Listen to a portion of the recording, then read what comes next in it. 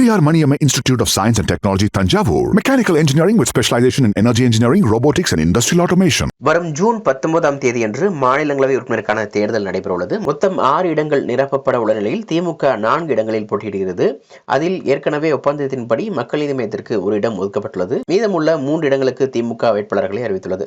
அதன்படி தற்பொழுது ராஜ்யசபா உறுப்பினராக உள்ள திமுகவின் மூத்த வழக்கறிஞர் வில்சனுக்கு மீண்டும் வாய்ப்பு வழங்கப்பட்டுள்ளது.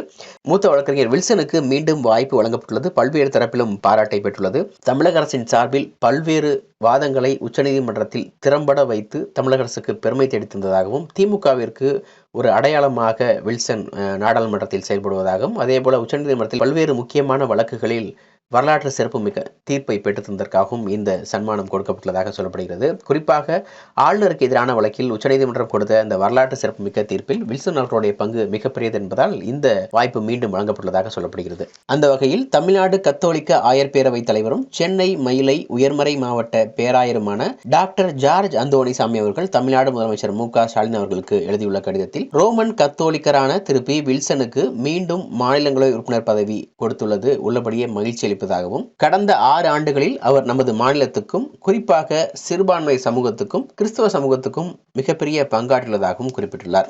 தற்போது மீண்டும் வாய்ப்பு வழங்கப்பட்டுள்ள நிலையில் நமது மாநிலத்துக்கும் நமது சமூகத்துக்கும் அவர் மிகப்பெரிய பெருமையை சேர்ப்பார் என்றும் அந்த கடிதத்தில் குறிப்பிட்டுள்ளார். சிறுபான்மை சமூகமான கிறிஸ்தவ சமூகத்தின் தேவைகளை அங்கீகரித்து நாடாளுமன்றத்தில் பிரதிநிதித்துவம் கொடுத்த முதலமைச்சருக்கு நன்றி என்று அந்த கடிதத்தில் குறிப்பிட்டுள்ளார். அதே போல மாநில சிறுபான்மையினர் நல ஆணைய தலைவர் பேராயர் ஜோ அருண் அவர்களும் வில்சன் அவர்களுக்கு மீண்டும் ராஜ்யசபா எம்பியாக பணியாற்றும் வாய்ப்பு வழங்கியதற்காக முதலமைச்சரும் திமுக தலைவருமான ஸ்டாலினுக்கு நன்றி தெரிவித்துள்ளார். வழக்கறிஞர் திரு வில்சன் அவர்களை மீண்டும் மாநிலங்களவையினுடைய உறுப்பினராக தெரிந்தெடுத்து நியமித்திருக்கிறார்.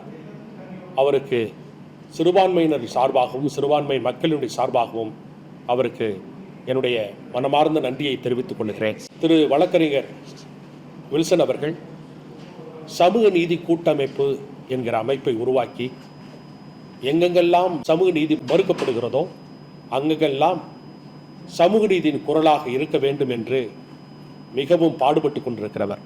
அதனால் இப்படிப்பட்ட ஒருவரை மாண்புமிகு தமிழ்நாடு முதலமைச்சர் அவர்கள் தெரிந்தெடுத்திருப்பது மிகவும் சிறப்பானதாக நான் கருதுகிறேன்.